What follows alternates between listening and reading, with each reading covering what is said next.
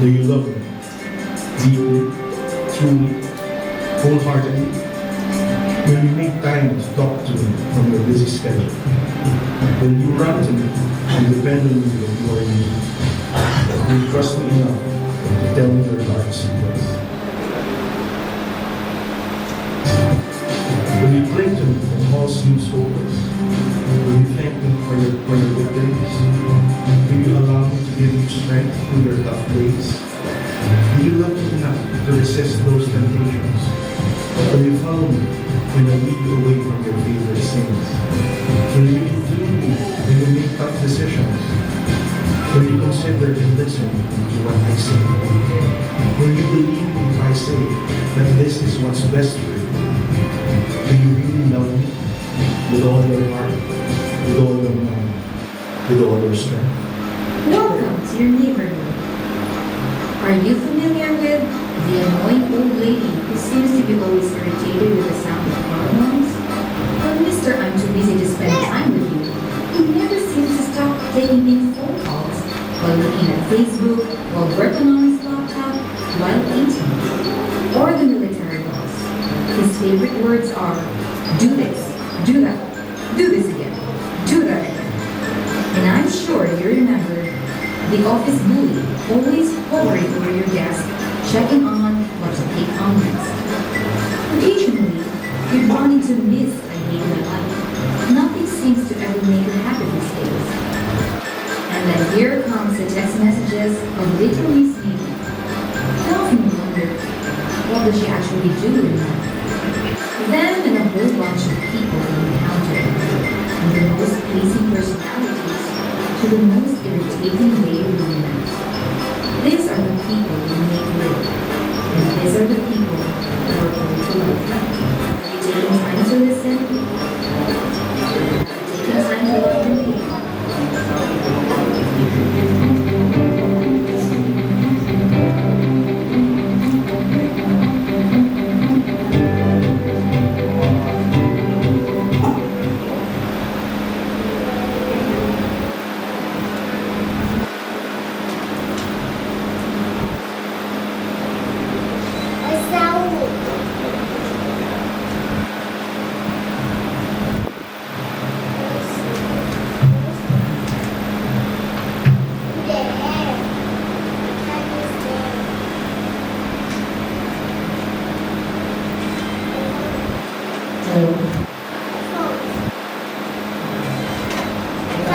Good afternoon again mga kapatid. Nasa congratulations at nasa module 2 na po tayo. Talk number 4. Ang i-discuss po natin today is about loving God and loving neighbor. Ito po ay ideal Christian ideals. Ito po ay bibiin ng isang Kristiyano. So ano po ba yung greatest commandment?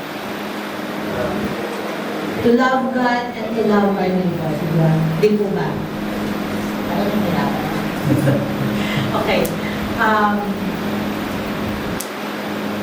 Pakilala ko lang po sa inyo yung aking pamilya. Ito po yung aking asawa. Mas gwapo po siya sa personal. Ayan po yung aking napakaswerteng asawa. And we were blessed with 2 kids. And yun nga po, sa introduction nila kanina, we are 15 years married now. But then we were blessed after 4 years. So, lahat po ba kayo may mga supling na? Dadating po yan in God's perfect time. And ayan po sila. Hindi lang po nakasama kasi masama yung pakaramdam ng Lord. So, ito po. Again, loving God and loving neighbor is inseparable for in Christian's life. Hindi po natin pwedeng sabihin na mahal natin ang Panginoon pero hindi natin mahal ang ating kapwa. Tama po? At hindi rin natin pwedeng sabihin na mahal natin ang kapwa natin pero hindi natin kilala ang Panginoon. So, lagi po yan magkasama, hindi po yan pwedeng magbuwalay bilang Kristiyano.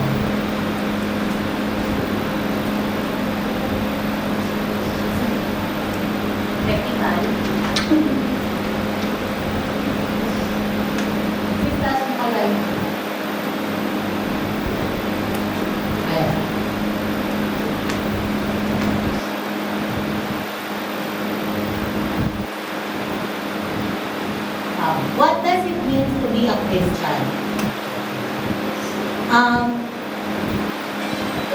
this, loving God is the...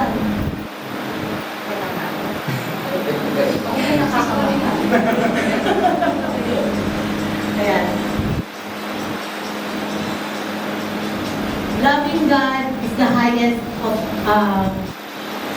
loving God is the highest ideal. So, ang sabi po natin is mahalin natin ang Panginoon. And to love God is to love God with all our heart. Sabi nga po ng Panginoon, nung tinanong po siya ng isang matalinong tao, yung Pariseo before, what is the greatest commandment? Sabi ng Panginoon, O hear Israel, the Lord our God is Lord alone. You shall love God, you should love Lord your God with all your heart, with all your soul, and with all your mind, and with all your strength. So, yun po ang pinaka-utos sa atin ng Panginoon. And by loving God is with all our heart. Paano natin masasabi ang loving God with all our heart? In the biblical understanding of heart is intelligence and decision. Sees intelligence and decision. And it's a symbol of the core of who the man is. Pag sinabi po natin intelligence and decision, ito po ang nilalaman ng ating isipan at ang ating puso. Ngayon, kung ang Panginoon po ay nasa ating puso, makikita po ito, nagsisimbolize po ito sa ating pagkatao. Tanungin niyo po yung mga katabi niyo, sino po ang nakikita nila sa inyo ngayon?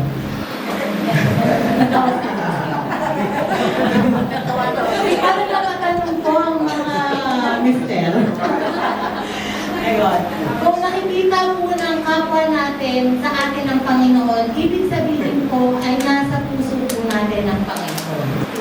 Ngayon, kung iba po yung nakikita nila, medyo kailangan po natin isa puso ulit ang Panginoon. I-remind po natin ang ating mga sarili.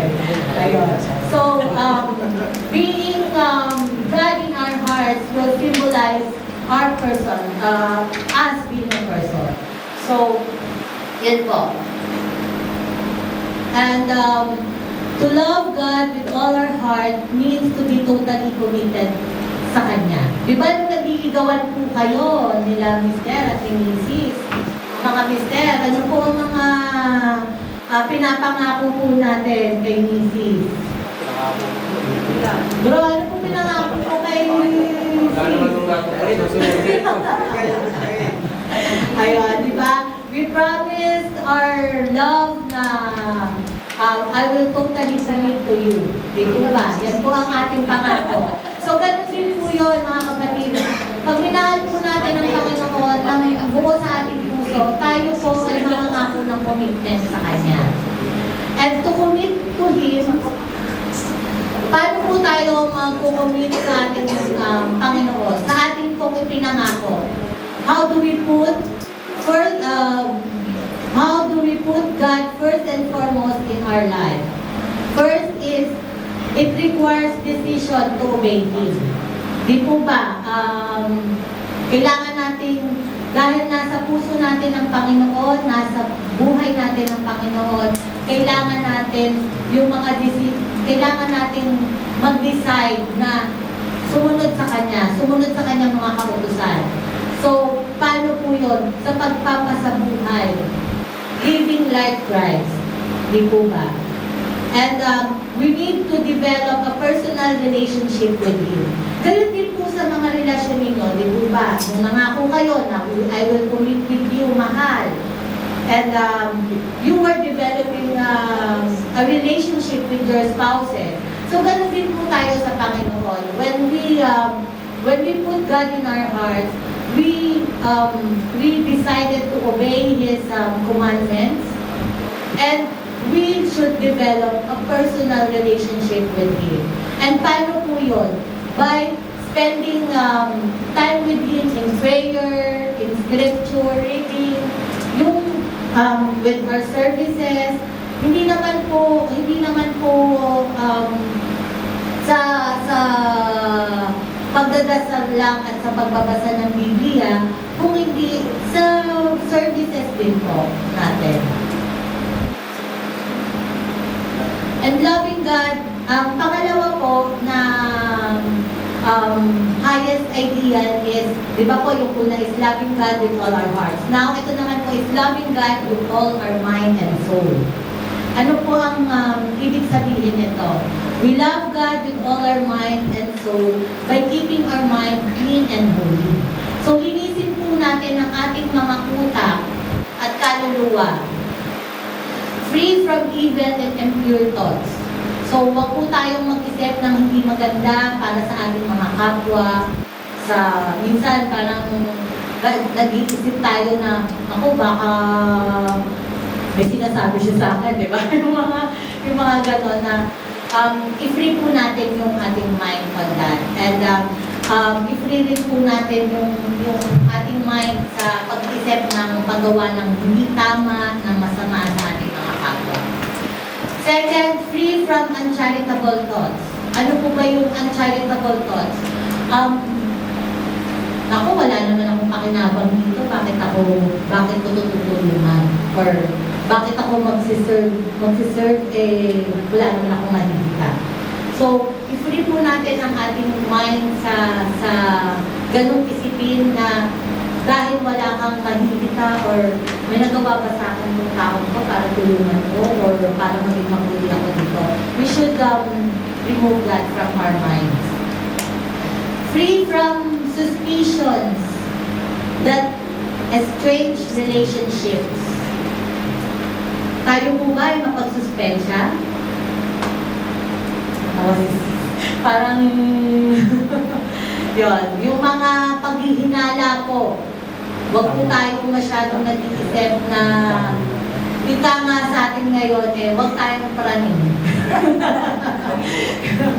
Yun, tanggalin po natin yan sa ating puso at sa ating isipan ng pag-iisip ng hindi tama sa ating kapwa na meron silang masamang balak o masamang isipin, masamang sinasabi.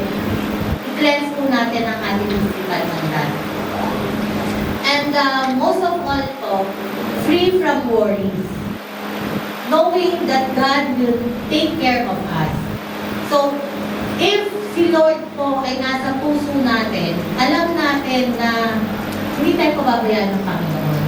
So, bakit pa tayo mag-worry? But because we're just people, di ba? Tao tayo na hindi natin maalis, lalo na nandiyan na si Judith, nandiyan na sino pa ba? Si Bill, di ba? So, yung mga panahon na yan, hindi tayo, nag-worry tayo. But then, when we leave everything to the Lord, and we entrusted it to Him, alam natin na He will take care of us, hindi tayo mababayaan ng Panginoon. So, why worry? Di po ba? So, yun. We just have to free our mind from worrying also. So, ang sinasabi ko sa una, nung sinabi ko na loving God with all our hearts, ito po ay maging ready tayo sa pagbibigay natin sa Panginoon ng ating sarili. Di po ba? Ngayon, sa loving God with all our mind, ay pinapayagan naman po natin ang ating Panginoon na gamitin tayo. So, we can love God with all our soul by being at the disposal of God for His purpose and by thinking of ways to serve God. Ngayon po, di ba, very accessible na po tayo sa mga browsing sa internet, sa mga social media, di ba?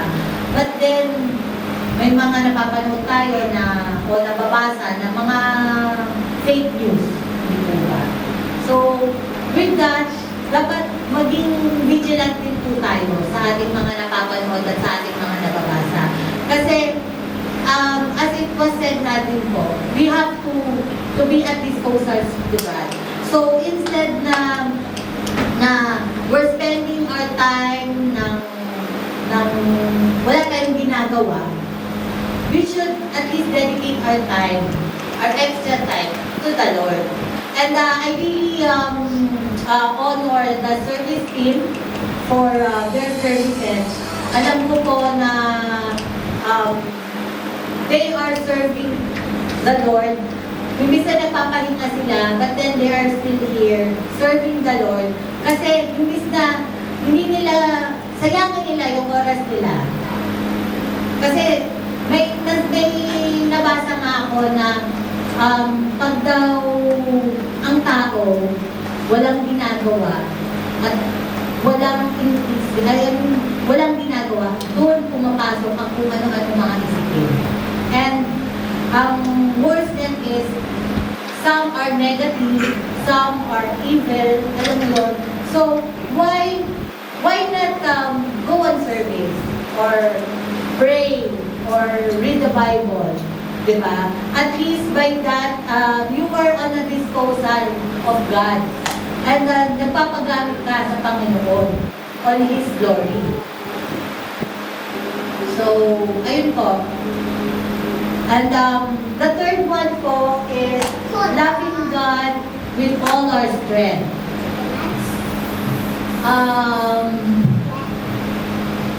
Ano po itong loving God with all our strength? Ito po ay ang pagbibigay natin ng ating 3 T's. May nakakaalam po ba dito kung ano yung 3 T's? Time, treasure, and talent. Okay. So, we honor everyone for giving your time sa amin po. At nandito po kayo, hindi sa nagpapahinga kayo sa inyong mga bahay. But then, you choose to sit here and listen sa aming talks ngayon. And, naniniwala po ba kayo na kapag nagbigay kayo sa Panginoon, e babalik po ito sa inyo 1,000-fold? Okay. So, meron po tayong fundraising later after po na ng Joke lang po, mga kapatid. Okay. Giving your time, your talent, and your treasure. Ano po ang sinasabi ng Panginoon dito? Alam niyo po ba yung parable of talent? Kung nabasa niyo po ito naman or na-encounter niyo ba ito naman? Okay. Recap ko lang din. I-refresh ko lang din po kayo. Yung sa parable of talent, meron pong master na nagbigay ng talents sa kanyang 3 servants. Yung talents po nung unang panahon is hindi po ito talento. Ito po ay kayamanan na equivalent to 20 years of their service. So, yung 20 years of their salary. So, kung yung isang servant po ay binigyan ng 5 talents ng kanyang amo. Yung pangalawa, 2 talents. So, yung isa, 1 talent. Imagine niyo po yung nabigyan ng 5 talents. So, 100 years, hindi siya magtatrabaho. Yes, that money to spend.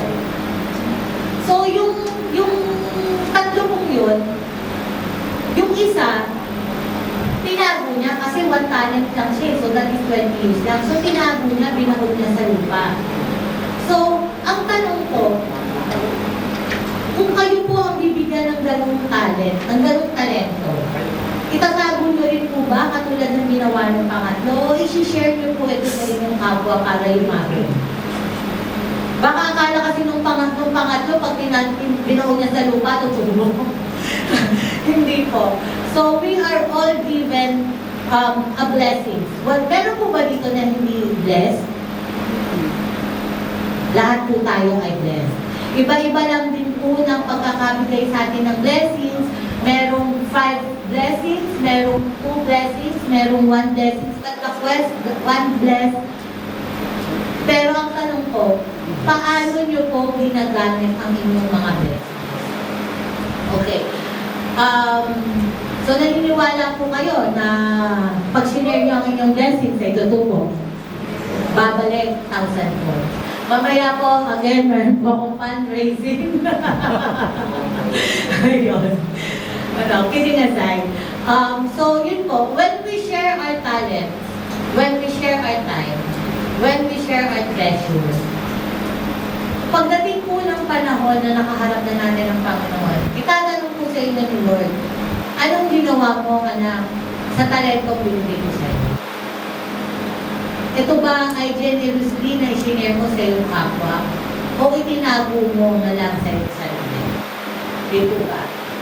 So what we should do? We should return our blessings to glorify God. So ako ano man po ang meron tayo ngayon, hindi po atin to. Temporary lang po sa atin to. Kung meron po tayong magandang trabaho ngayon, we are blessed. Kung meron po tayong mahirap na trabaho ngayon, still we are blessed kasi we still have jobs. So, yun nga po, katulad nga po ng sinabi ko kanina, hindi po tayo pare-parehas ng blessings, pero lahat po tayo are blessed. We are blessed dahil nandito tayo sa bansang ito na nakakapag-provide tayo kahit paano sa mga pamilya natin sa Pilipinas. And we are blessed, malaki, maliit ang kinikita natin, we can still sustain our families. So, and we still have time para makapag-serve kay Lord, diba? So, bakit binigyan tayo ni Lord ng 24 hours a day? 7 days a week. Why not give back to Him ang konting panahon natin to serve Him and to glorify Him? Diba? Loving God with all our strength means giving our time. Ito pala, sorry na uli yung slide. Giving our time, talent, and treasure to glorify God. Ayun. So, yun po yung first part ng ating talk, is to love God. Next po is to love our neighbor. Sino po ba yung mga neighbors natin? Yan po ba mga katabi nyo ay inyong mga neighbors? Mahal nyo po ba ang inyong mga neighbors? Ayan. Ang sabi po sa pangalawang statement po doon sa ating greatest commandment is to love our neighbors as ourselves. Sino po ba may kaaway sa kaniyang sarili? Galit po ba kayo sa inyong mga sarili? Hindi po, di ba? So, ganun din po yun. Mahalin niyo po ang inyong kapwa, gaya rin po ng pagmamahal niyo sa inyong sarili. You shall love the Lord, your God, with all your heart, with all your soul, with all your mind. And this is the greatest and first commandment. The second is like it. You shall love the neighbor yourself. The whole law of the prophet depends on these two commandments. So natapos na po tayo kanina dun sa first commandment, na to love God. Ngayon dun tayo sa to love your neighbor. So sabi niyo nga po, mahal niyo yung sarili ninyo. So, ang perfect model ng loving God ay si Jesus and Mary. Bakit po? They love God with all their hearts, their mind, their soul, and with all their strength. And masasabi man natin, tao tayo. Hindi tayo katulad ni Jesus at ni Mary. But then, please be reminded na si Mary ay isang ordinaryong tao lamang din, na nagmahal ng lubusan sa Panginoon. Kaya, yun ang naging paraan para maging extraordinary siya. And Jesus, even anak siya ng Panginoon, nagpakatao siya, at nag-obey. Sinunod niya kung ano ang will ng Panginoon para sa kanya. At yun ay ang mamatay sa cross para sa atin.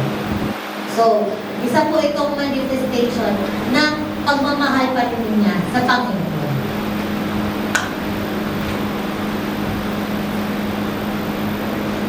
I give you the new commandment. commandment, love one another as I have loved you.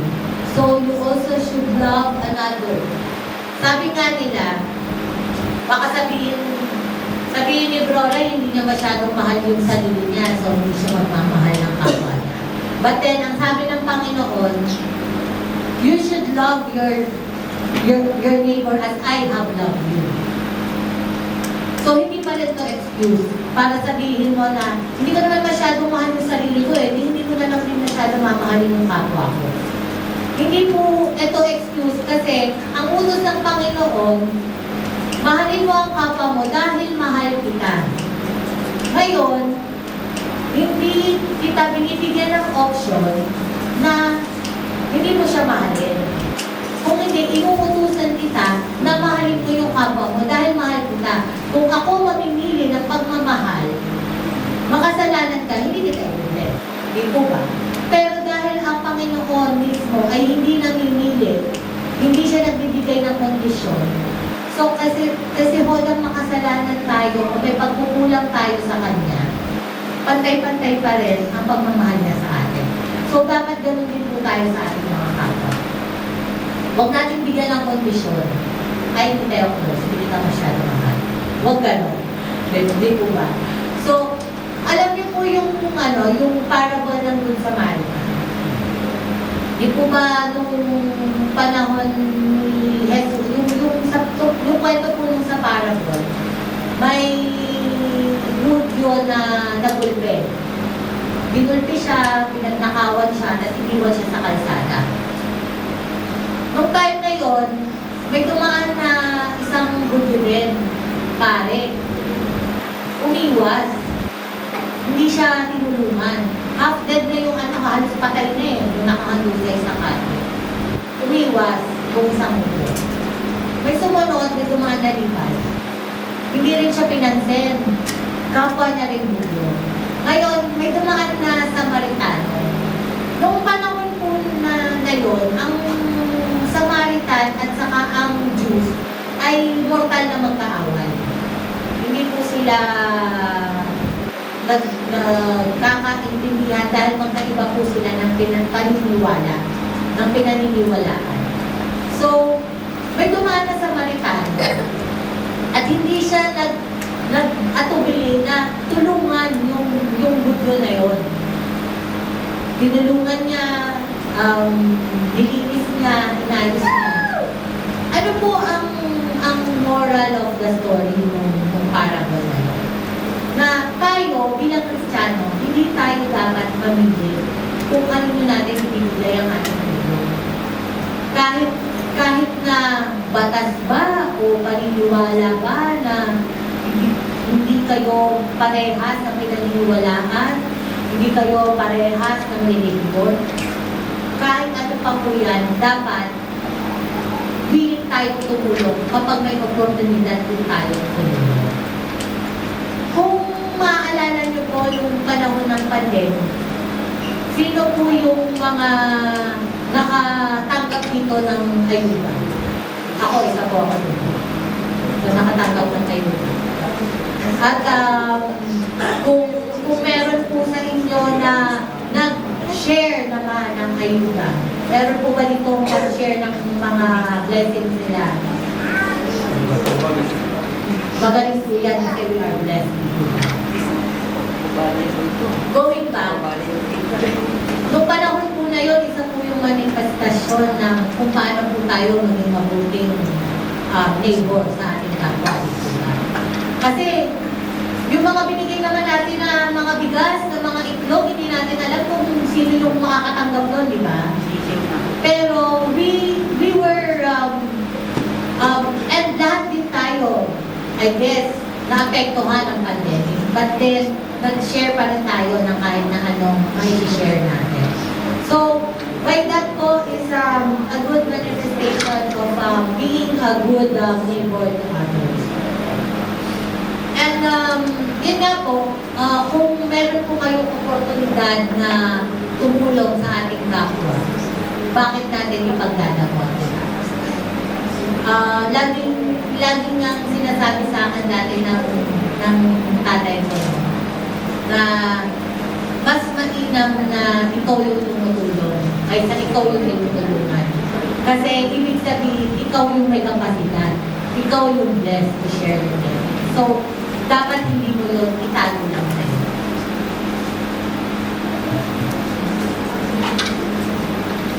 Who is my neighbor? Yun nga po, yung inyong kapwa, yung mga katabi, yan po ang mga neighbors. Ngayon, ang tanong ko po, kayo po ba ay nagiging neighbor sa other, sa kapwa ninyo? Yes. I guess, sabi nyo, tulong kayo, no, walang mga sa TV. And hindi lang naman din po yun sa mga financial na pagtulong. Like, giving time to your friends na problema, na nadidepress, kailangan ng kausap. Isang malaking ano yan yung magbigay ka ng oras sa iyong kapwa is ano rin yan, malaking tulong din yan sa hindi natin alam na yung pakikipag-usap natin sa isang tao na akala natin nagchichikahan lang kayo pero hindi mo alam na nakakatulong kayo sa kanya. So being there for somebody is still being a neighbor to them.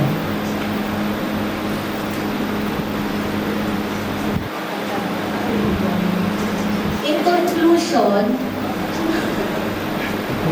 sorry, parang hindi ako yung chapter leader na in conclusion na sunak ko. In conclusion, loving God and loving neighbor have been linked to the vertical and horizontal part of the cross. One directs upward to God, and the other directs us horizontally towards our fellow men. Ano po ibig sabihin nito? Pag tayo po ay nagmamahal sa Diyos at sa ating kapwa, isipin po natin lagi ang cross. Ang cross, pataas sa Kanya, at papunta sa Panginoon, at horizontally is papunta sa ating kapwa. Yakapin natin ang ating kapwa. So, yung pagiging Kristiyano po na nagmamahal sa Diyos at nagmamahal sa ating kapwa. When we love, it is a sign of the cross. Araw-araw meron tayong mga cross na kinakaharap. But then it's a good reminder for everyone. Kasi ibig sabihin, nagmamahal tayo sa Panginoon at sa ating kapwa. Minsan iniisip natin, cross to ang bigat, ang hirap. Pero hindi po, blessing pa rin po ito. Kasi by that carrying of the cross, napapalapit tayo lalo sa Panginoon at nagiging mabuting neighbor tayo sa ating kapwa. To show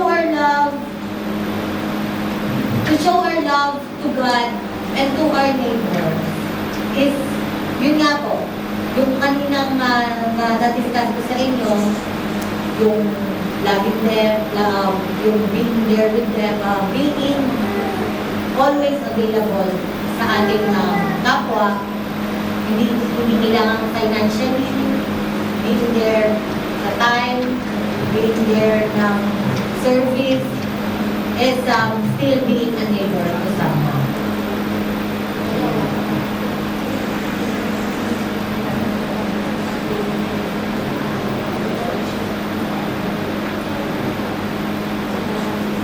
Sabi nga po ni Mother Teresa, it is not enough for us to say, I love God, but I do not love my neighbor.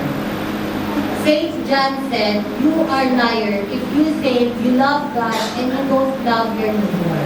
How can you love God whom you do not see if you do not love your neighbor whom you see, whom you touch, with whom you live? So, napakalinaw po ng statement ni Mother Teresa dyan na totoo nga naman po. Sinungaling tayo kung sasabihin natin na maalam natin ng Panginoon pero hindi tayo nalulungan ng pagkapwa-tao. Ito ba? Kung ang Panginoon hindi natin nakikita, sinasabi natin mahal natin siya. Pero sa kapwa natin na kasama natin nabubuhay araw-araw, makikita natin, hindi tayo nagiging mabuti para sa kanila. So, yun lang po. At for that, may God be praised.